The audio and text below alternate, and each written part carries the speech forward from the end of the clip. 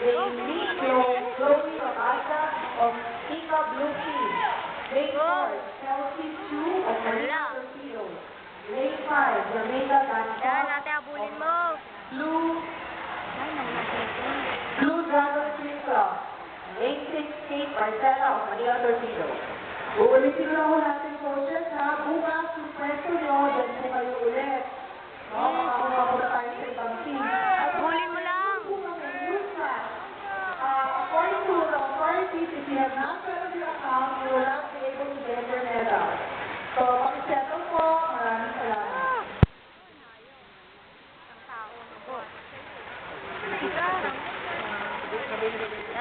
Last lane na yan. Mabulin. Okay. Okay.